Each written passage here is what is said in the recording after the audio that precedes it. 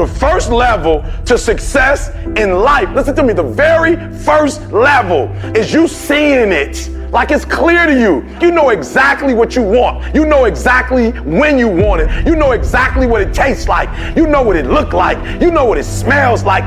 Before you really blow up, and you get success, you literally have it in the palm of your hand without having it. You gotta know what it looks like, tastes like, feel like, because you don't, you're gonna compromise. I don't alter my mission at hand. No one f***s with me, because I don't allow them to. It's gotta be that way. It's gotta be unconditionally focused. What that means is that if you are in and you believe in yourself, no one can change that.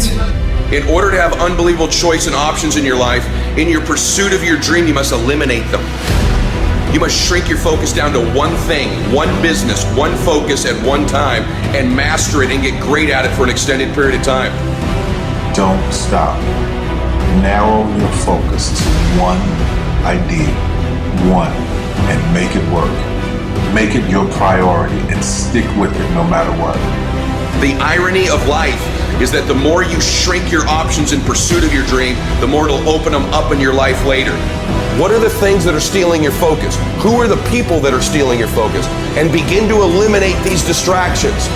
Get laser focused and obsessed on what you want. Be starving and hungry to get it. Be desperate to get it. The combination of desperation and hunger with laser focus over an extended period of time is the formula to be great at something.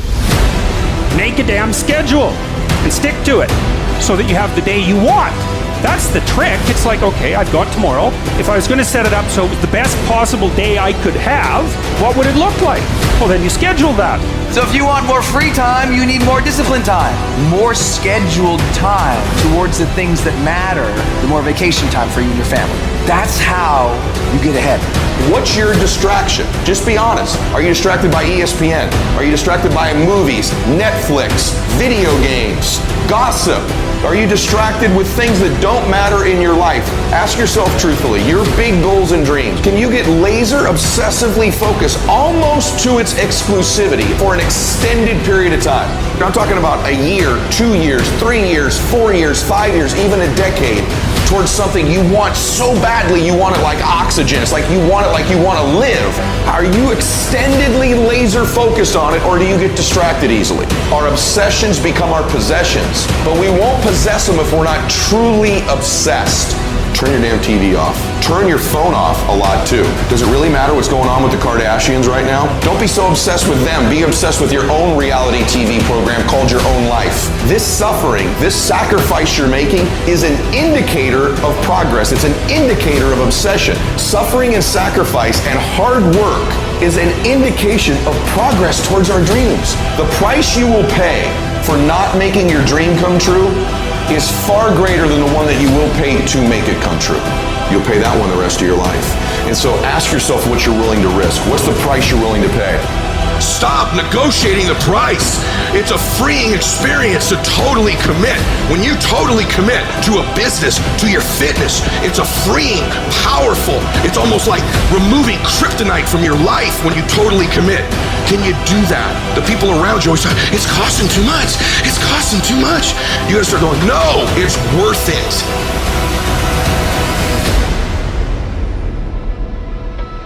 I dare you to work on yourself for 6 months.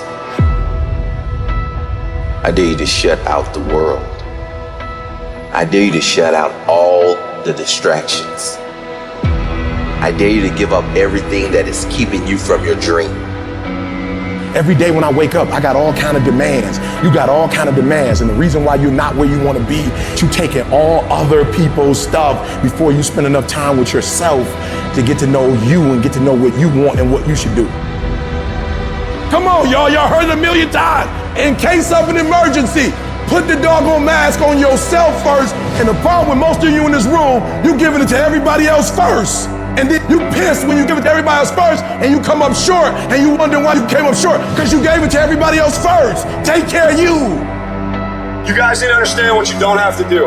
You don't have to work hard. You don't have to eat right. You don't have to sleep right. You don't have to do more than what's required of you. You don't have to be a good teammate. You don't have to be a good leader. You don't have to do anything that you don't want to do. But you also don't have to win. You don't have to be a success in life You don't have to help your team win. You don't have to play. So the greatest things in life take sacrifice and discipline. And that's why so few people achieve great things. Because they don't want to sacrifice, they don't want to discipline for something greater. So you see all these people that have great things in life that you look up to, it's because they were sacrificed and disciplined long before you ever knew them. Every day, do something that moves you toward that goal, that keeps that goal alive and in sight and in focus. However small or insignificant that step might seem, take it, do it, make it happen, because that goal isn't going to achieve itself. It is all on you. Some of y'all so caught up on the game that you don't get it. It is in practicing. It is in eating right. It is in making good decisions that you look a certain way. It is how you practice. It is what you do that makes you look like you look. It is the process of the grind that shapes you and forms you. It's not the game. And that's why most of y'all get beat in the game or make mistakes in the game, because you think grinding is what happens when the sun comes out. You think grinding is what happens when the lights come on. You think grind is what happens when people get in the stage.